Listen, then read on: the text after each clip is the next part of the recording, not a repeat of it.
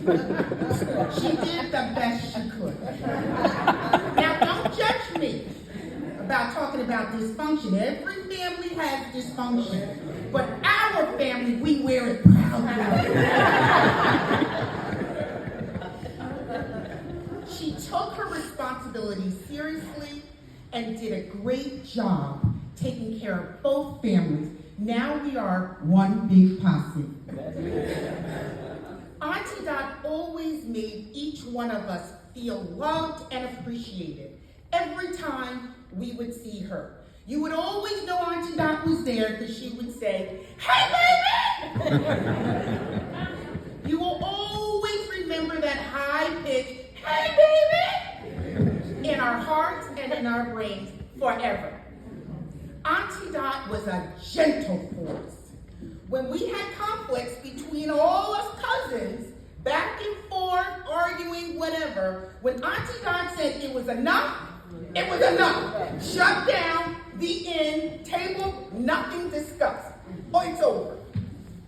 Now keep in mind, fortunately we didn't have that many arguments, but it's because we made sure when we did, it was out of Auntie Dot's eyesight and earshot.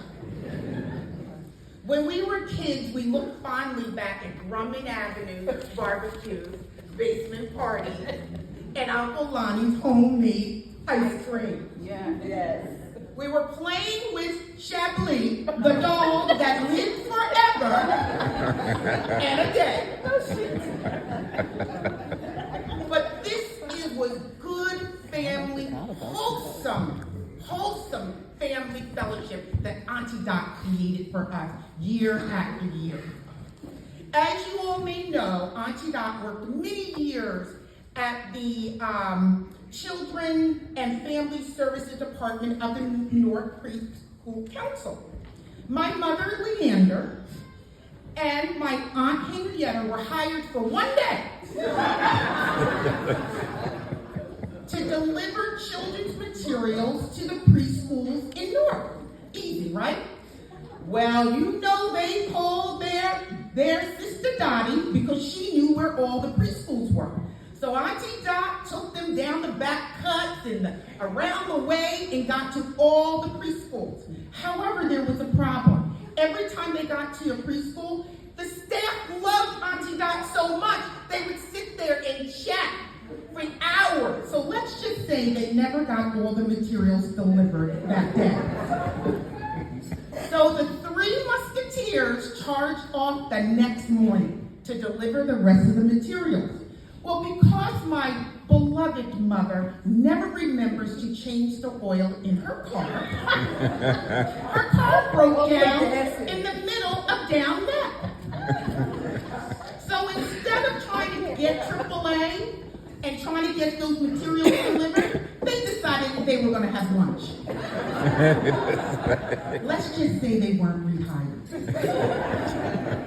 No matter if she was working or barbecuing or here in this church, Auntie Dot was always dressed to the nines, from head to toe.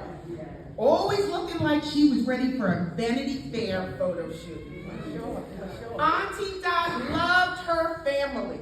She adored her kids, Lonnie, Larry, Marilyn, and Lauren, and all of her grandchildren. They don't know this, but when Auntie and I have our private chats, she would praise each and every one of her grandchildren. Ebony, Lauren too, Jonathan, China, Tamika, Lonnie, Taylor, and Erica. Each and every one of you, she spoke about independently and with such praise. She was so proud to be your grandmother. Lauren and Marilyn, your mother worshipped you. Sometimes mothers, as mothers, we don't tell our children this. But she was proud to be your mother.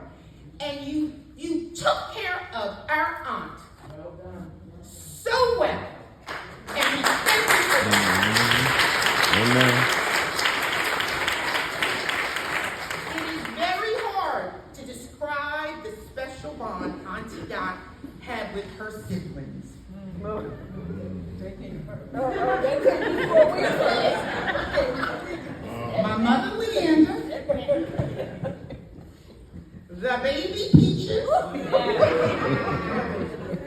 the Honorable Henrietta, and bless his heart, the only boy, Uncle Henry. Hi, Uncle Henry. I call them the super glue siblings because nothing can break their bond in life or in death. Amen. Now let's get it straight. Auntie Dot, we talked about her sisters and brothers. But don't you talk about them. She truly was a big sister and would protect her siblings at every cost. That's right. Lastly, in sum, Auntie was everyone's cheerleader.